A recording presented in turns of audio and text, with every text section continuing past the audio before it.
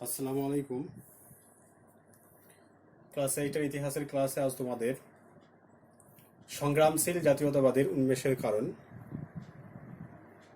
বা চরমপন্থার উন্মেষের কারণ নিয়ে আলোচনা করব।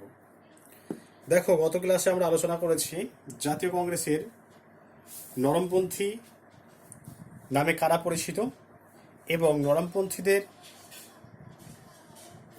ক্রিয়াকলাপ বা বৈশিষ্ট্য নিয়ে আমরা গত ক্লাসে আলোচনা করেছি।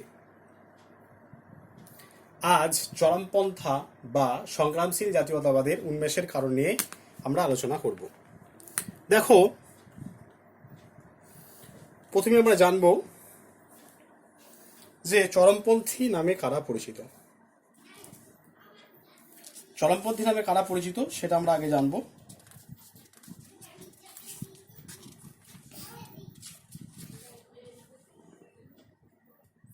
দেখো, চরমপন্থী নামে কারা পরিচিত। চরমপন্থী বলতে জাতীয় কংগ্রেসের প্রথম পর্বের যারা নেতা ছিলেন, জাতীয় কংগ্রেসের প্রথম পর্যায়ের নেতা দাদাভাই নওরোজি, ফিরোজ শাহ মেহতা, গোপালকৃষ্ণ গোখলে, বদরুদ্দিন তয়েবজি, এ সমস্ত যারা প্রথম সারির নেতা ছিলেন তারা আবেদন নিবেদন নীতিতে বিশ্বাসী ছিলেন। তারা কোনো কিছুকে জোরপূর্বক আদায়ের পক্ষপাতী ছিলেন না এবং তারা উপলব্ধি করেছিলেন যে আবেদন নিবেদন নীতির মাধ্যমেই ব্রিটিশদের মন জয় করে যে কোনো জিনিস বা দাবি দেওয়া আদায় করা সম্ভব বা আদায় করতে হবে বলে তারা মনে করতেন। কিন্তু জাতীয় কংগ্রেসের এই যে আবেদন নিবেদন নীতিতে যারা বিশ্বাসী ছিলেন না এবং যারা কঠোর নীতি এবং সক্রিয় আন্দোলনের মাধ্যমে সরকারের বিরুদ্ধে তারা কঠোর নীতি এবং সক্রিয় আন্দোলনের মাধ্যমে যারা নিজেদের দাবি দাওয়া আদায়ে সচেষ্ট ছিলেন তারাই এক কথায় চরমপন্থী নামে পরিচিত। দেখো, নরমপন্থীরা কিন্তু আবেদন নিবেদন নীতিতে বিশ্বাসী ছিলেন, কিন্তু চরমপন্থী যারা তারা আবেদন নিবেদন নীতিতে বিশ্বাসী ছিলেন না। তারা সবকিছুকে, তারা যে কোনো জিনিসকে তারা জোরপূর্বক আদায়ের পক্ষপাতী ছিলেন এবং কঠোর নীতি এবং সক্রিয় আন্দোলনের মাধ্যমে কোনো কিছু সম্ভব বলে তারা মনে করতেন। তাহলে এরাই ইতিহাসে চরমপন্থী নামে পরিচিত। তাহলে চরমপন্থী নেতাদের মধ্যে অন্যতম ছিলেন বালগঙ্গাধর তিলক, লালা লাজপত রায়, বিপিনচন্দ্র পাল, অরবিন্দ ঘোষ প্রমুখ। তাহলে চরমপন্থী যারা নেতা, বালগঙ্গাধর তিলক,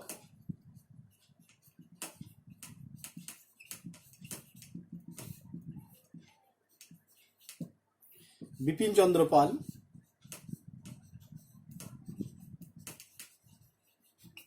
লালা লাজপত রায়,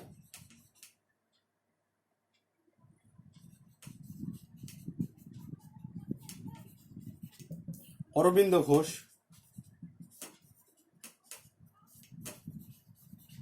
এরা ছিলেন এই চরমপন্থী আন্দোলনের অন্যতম নেতা। ঠিক আছে, তাহলে চরমপন্থীর আগে বলে দিই। জাতীয় কংগ্রেসের আদি পর্বের বা প্রথম পর্বের নেতাদের আবেদন নিবেদন নীতিতে বিশ্বাসী যারা ছিলেন না এবং যারা সবকিছুকে যারা সক্রিয় আন্দোলনের মাধ্যমে আদায়ের অনুসারী ছিলেন এবং সেগুলো আদায়ের জন্য যারা কঠোর নীতি অবলম্বন করেছিলেন তারাই জাতীয় কংগ্রেসের চরমপন্থী নামে পরিচিত। এবং এই চরমপন্থী নেতাদের মধ্যে অন্যতম ছিলেন বালগঙ্গাধর তিলক, বিপিনচন্দ্র পাল, লালা লাজপত রায় এবং অরবিন্দ ঘোষ।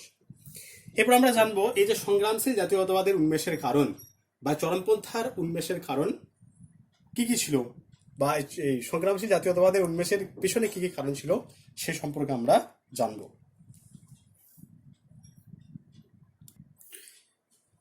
দেখো, সংগ্রামশীল জাতীয়তাবাদের উন্মেষের কারণ পয়েন্টসগুলো আমি লিখছি।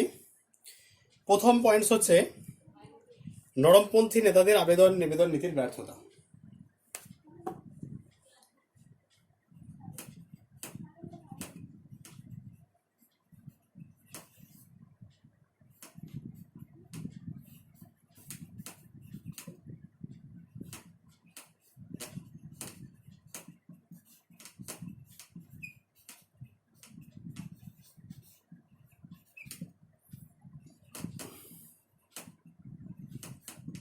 নরমপন্থী নেতাদের আবেদন নিবেদন নীতির ব্যর্থতা। দেখো,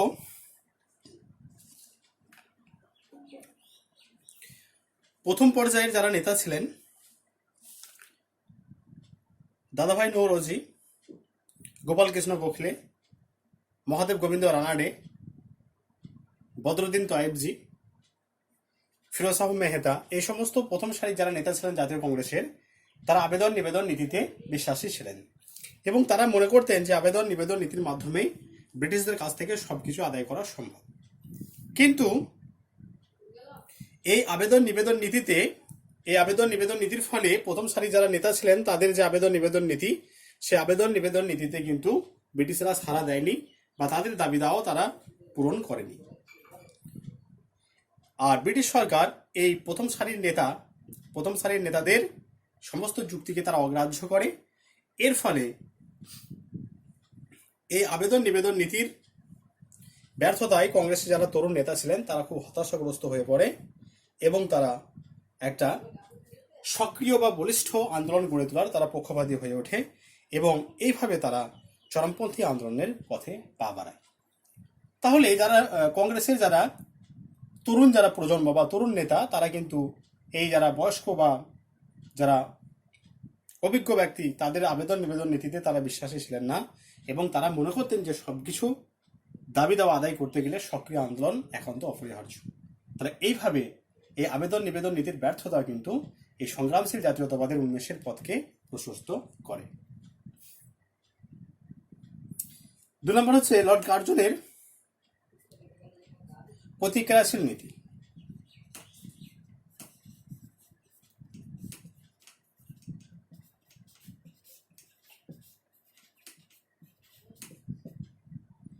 লর্ড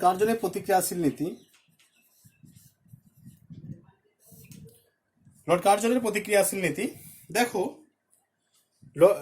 বড়লাট লর্ড কার্জন তিনি তার যে সাম্রাজ্যবাদী নীতি, সেই সাম্রাজ্যবাদী নীতি এই সংগ্রামশীল জাতীয়তাবাদের যে পথ, সেই পথকে অনেকখানি প্রশস্ত করতে সাহায্য করেছিল। লর্ড কার্জন 1899 খ্রিস্টাব্দে কলকাতা পৌরসভা আইন এবং 1904 খ্রিস্টাব্দে বিশ্ববিদ্যালয় আইন। তাহলে 1899 খ্রিস্টাব্দে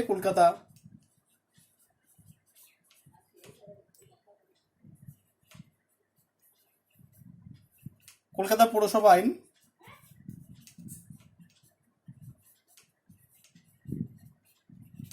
আর 1904 খ্রিস্টাব্দে বিশ্ববিদ্যালয় আইন।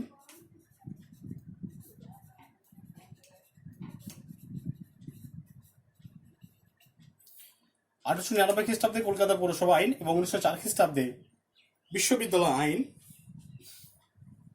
পাশ করে ভারতীয়দের স্বায়ত্ত শাসন এবং শিক্ষার অধিকারকে তারা খর্ব করেছিল। এছাড়াও লর্ড কার্জনের যে বঙ্গ বিভাজন, ডিভাইড অ্যান্ড রুল পলিসি, সেই ডিভাইড অ্যান্ড রুল পলিসি দেশবাসীর ক্ষোভকে আরো প্রশমিত করেছিল এবং সংগ্রামশীল জাতীয়তাবাদের উন্মেষ ঘটাতে অনেকখানি সাহায্য করেছিল।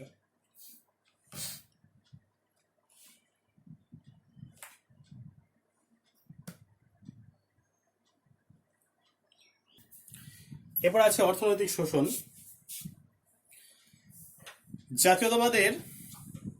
সংগ্রামশীল জাতীয়তাবাদের উন্মেষের বাস্তব ভিত্তি ছিল এই অর্থনৈতিক শোষণ। দেখো, এই অর্থনৈতিক শোষণের উপরে আলোকপাত করেছেন দাদাভাই নওরোজি, মহাদেব গোবিন্দ রানাডে এবং রমেশচন্দ্র দত্ত। এরা এই অর্থনৈতিক শোষণের উপর আলোকপাত করেছেন এবং তারা দেখিয়েছেন ভারতবর্ষের যে দারিদ্র্য, সেই দারিদ্র্যের পিছনে মূল কারণ হলো এই ব্রিটিশদের এই অর্থনৈতিক শোষণ।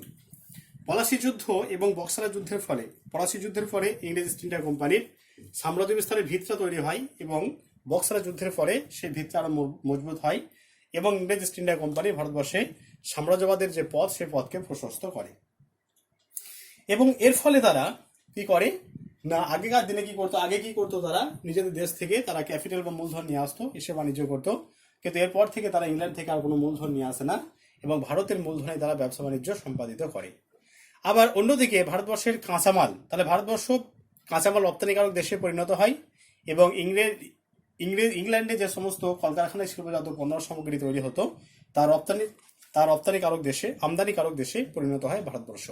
ফলে ভারতবর্ষ উভয় দিক থেকে ক্ষতিগ্রস্ত হয় এবং সে জায়গায় উভয় দিক থেকে ভারতবর্ষ ক্ষতিগ্রস্ত হওয়ার ফলে, বা যেটাকে আমরা বলছি পরবর্তীকালে সম্পদের বহির্গমন, ড্রেনেজ সিস্টেম, সে সম্পদের বহির্গমনের ফলে ভারতবর্ষ একটা দুর্বল দেশে পরিণত হয় এবং ভারতবাসীরা খুব কষ্টের মধ্যে কাটায়, অনাহারে অর্ধাহারে তারা কোনো রকমে দিন কাটাতে শুরু করে। এই অর্থনৈতিক শোষণ ভারতবর্ষের যে দারিদ্র, সেই দারিদ্রের পেছনে অনেকখানি কারণ। এবং এটাকে যারা সংগ্রামশীল জাতীয়তাবাদের তরুণ প্রজন্ম,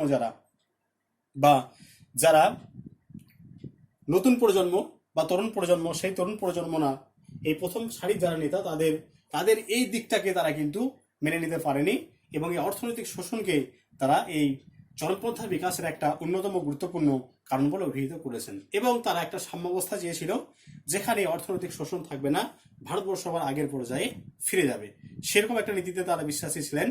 এবং যে অসম শুল্ক নীতি আমরা দেখেছি, যে অসম শুল্ক নীতি, সে অসম শুল্ক নীতির ফলে ভারতবর্ষের কুটির শিল্প ধ্বংসপ্রাপ্ত হয়।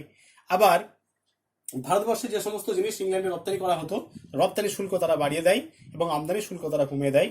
ফলে ভারতবর্ষে যে সমস্ত জিনিসগুলো ইংল্যান্ডে রপ্তানি হতো, সেই পথও কিন্তু বন্ধ হয়ে যায় এবং এইভাবে ভারতবর্ষ একটা দুর্বল দেশে পরিণত হয়। এই অর্থনৈতিক শোষণও কিন্তু এই সংগ্রামশীল জাতীয়তাবাদের উন্মেষের পিছনে একটা বড় ভূমিকা পালন করেছিল। এরপর আছে কংগ্রেসের মধ্যে গোষ্ঠীদ্বন্দ্ব।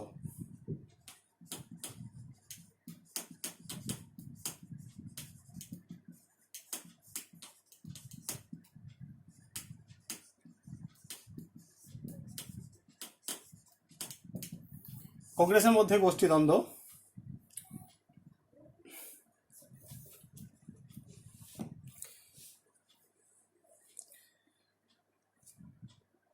চরমপন্থী মতবাদ বা সংগ্রামশীল মতবাদের উদ্ভব সম্পর্কে, উন্মেষের কারণ সম্পর্কে যারা কেমব্রিজ ঐতিহাসিকরা, কেমব্রিজ গোষ্ঠী যারা ঐতিহাসিক, তারা মনে করেন যে চরমপন্থী মতবাদের উন্মেষের প্রধান কারণ হলো কংগ্রেসের নেতাদের মধ্যে গোষ্ঠীদ্বন্দ্ব। তাহলে এই যে চরমপন্থী বা সংগ্রামশীল জাতীয়তাবাদের উন্মেষের কারণ, সেই কারণের পিছনে তারা প্রধান কারণ হিসেবে যারা বিশ্লেষণ করেছেন বা দেখেছেন, সেটা হলো কংগ্রেসের মধ্যে গোষ্ঠীদ্বন্দ্ব, কংগ্রেসের অভ্যন্তরেই গোষ্ঠীদ্বন্দ্ব বিরাজমান তারা বলে মনে করতেন। 19 শতকের শেষ দশক থেকে বাংলা, পাঞ্জাব এবং মহারাষ্ট্রে কংগ্রেসের অভ্যন্তরে নানা গোষ্ঠীদ্বন্দ্ব শুরু হয়েছিল এবং জাতীয় কংগ্রেসের নিয়ন্ত্রণ নিয়ে এই গোষ্ঠীদ্বন্দ্বই ছিল চরমপন্থার রাজনীতির বিকাশের প্রধান কারণ। এক্ষেত্রে যারা গুরুত্বপূর্ণ ভূমিকা পালন করেছেন তারা হলেন লালা লাজপত রায়, বিপিন চন্দ্র পাল এবং বাল গঙ্গাধর তিলক। লালা লাজপত রায়, বিপিন চন্দ্র পাল এবং বাল গঙ্গাধর তিলক এক্ষেত্রে গুরুত্বপূর্ণ ভূমিকা পালন করেন এবং এরা কংগ্রেসের প্রতিপক্ষ গোষ্ঠী, যারা সেই প্রতিপক্ষ গোষ্ঠীকে ক্ষমতাচ্যুত না করতে পেরে তারা চরমপন্থা বা সংগ্রামশীল জাতীয়তাবাদের পথকে বেছে নেয়। ডক্টর সুমিত সরকার মনে করেন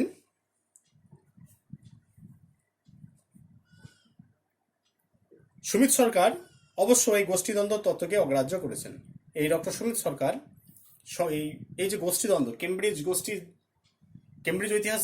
গোষ্ঠী ঐতিহাসিকরা যে বক্তব্যকে পেশ করেছেন, সেই বক্তব্যকে নস্যাৎ করে দিয়েছেন ডক্টর সুমিত সরকার। ডক্টর সুমিত সরকার কিন্তু এই তত্ত্বকে অগ্রাহ্য করেছেন।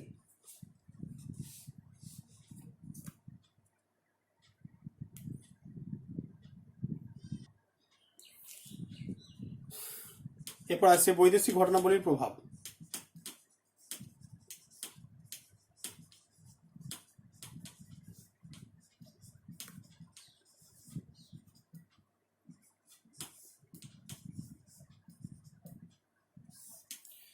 বৈদেশিক ঘটনাবলীর প্রভাব দেখো, সমকালীন আন্তর্জাতিক ঘটনাবলীও এই সংগ্রামশীল জাতীয়তাবাদের উন্মেষের পিছনে অনেকখানি দায়ী ছিল। ইথিওপিয়ার নিকট ইতালির পরাজয়, রাশিয়ার বিরুদ্ধে জাপানের সামরিক সাফল্য, বুয়োর যুদ্ধে ইংরেজদের ভাগ্য বিপর্যয় এবং আয়ারল্যান্ড, রাশিয়া, মিশর, তুরস্ক, চীন প্রভৃতি দেশের সাধারণ মানুষের মুক্তি সংগ্রাম ভারতীয় জনচিত্তকে প্রবলভাবে আলোড়িত করে।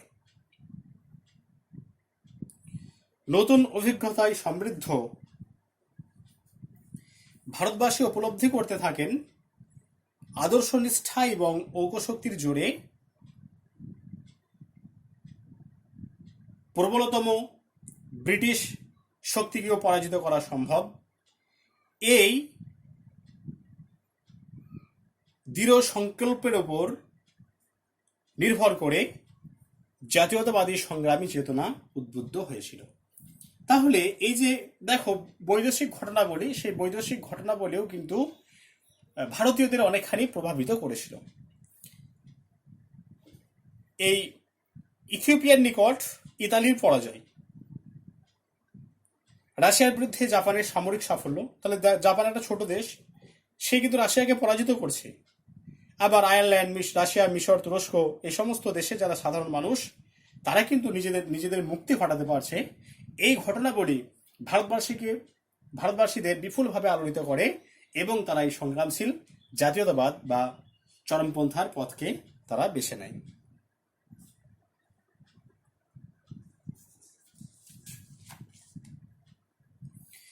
এইভাবে সংগ্রামশীল জাতীয়তাবাদের চেতনার বিকাশ ঘটে। এরপর আছে নেতৃবৃন্দের প্রভাব।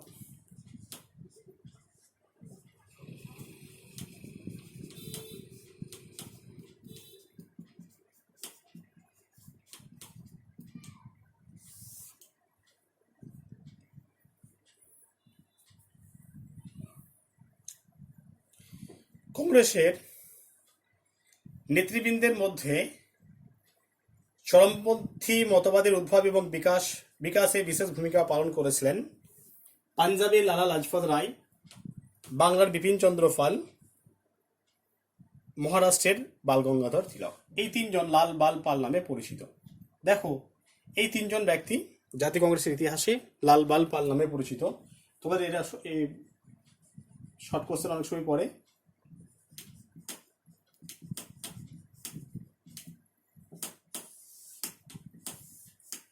লালা লাজপত রায়,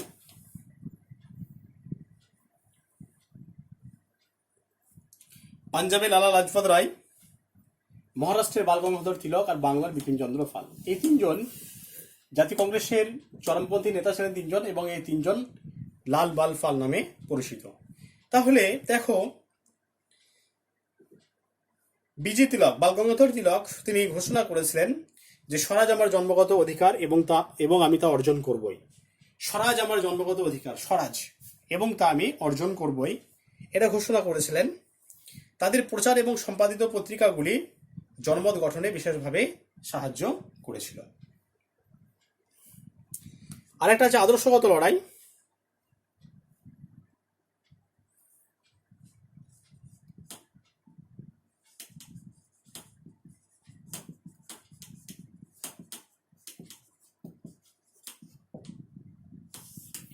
আদর্শগত লড়াই, দেখো কংগ্রেসে যারা প্রথম পর্যায়ের নেতা বা আদি পর্বের নেতা, তারা ব্রিটিশদের ন্যায় বিচারের প্রতি তাদের আস্থা ছিল অটুট। আর শাসক গোষ্ঠীর যে সহৃদয়তা ভারতবর্ষের প্রতি, সেই সহৃদয়তার প্রতিও তাদের অগাধ বিশ্বাস ছিল। তাই প্রত্যক্ষ সংগ্রামের পরিবর্তে কংগ্রেসে যারা প্রথম সারির নেতা ছিলেন, তারা আলাপ আলোচনা বা আপোষের মাধ্যমে দাবি দেওয়া আদায়ের চেষ্টা করতেন।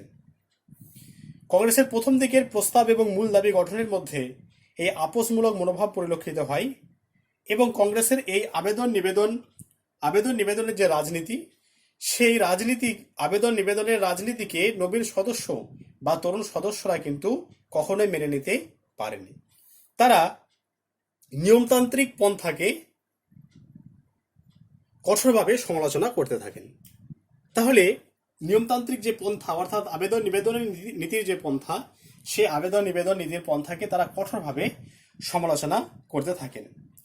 এবং অশ্বিনী কুমার দত্ত জাতীয় কংগ্রেসের অধিবেশনকে 3 দিনের তামাশা, এটা তোমাদের অনেক সময় শর্ট কোশ্চেন আছে, 3 দিনের তামাশা।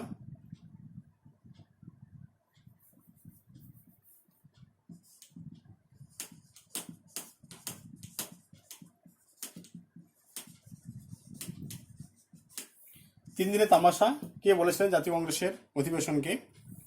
অশ্বিনী কুমার দত্ত। এই অশ্বিনী কুমার দত্ত তিন দিনে তামাশা বলে ব্যাখ্যা করেছিলেন। এক্ষেত্রে যারা তরুণ তরুণ প্রজন্ম, লালা লাজপত রায়, বিপিন চন্দ্র পাল, বাল গঙ্গাধর তিলক, অরবিন্দ ঘোষ, এই সমস্ত যারা নেতা, তারা কিন্তু আবেদন নিবেদন নীতিতে বিশ্বাসী ছিলেন না এবং তারা সবকিছু যে কোনো জিনিস আদায়ের জন্য তারা দৃঢ় মনোভাব গ্রহণ করতেন এবং তারা বলিষ্ঠ আদায় বা আন্দোলনের মাধ্যমে যে কোনো জিনিস আদায়ের তারা পক্ষপাতী ছিলেন এবং এই আদর্শগত লড়াইও কিন্তু এই সংগ্রামশীল জাতীয়তাবাদের উন্মেষের পথকে প্রশস্ত করেছিল। এইভাবে নরমপন্থীদের বিরোধিতা করে চরমপন্থী মতবাদের উন্মেষ ঘটেছিল এবং চরমপন্থীরা বিশেষভাবে যে সফল হতে পেরেছিল তাও কিন্তু পারেনি। চরমপন্থীদের আবেগ, সাহস এবং দৃঢ়তা থাকলেও তারা কংগ্রেসে কর্তৃত্ব তারা প্রতিষ্ঠা করতে পারেনি। তবে তারা আপোষহীন দেশবাসীকে আপোষহীন সংগ্রামের পথে তারা পরিচালিত করতে পেরেছিল। এইভাবে সংগ্রামশীল জাতীয়তাবাদের উন্মেষের কারণ জাতীয় কংগ্রেসের মধ্যে দুটো দলে বিভক্ত হয়ে যায় বা দুটো যে ধারা সে ধারায় বিভক্ত হয়ে যায়।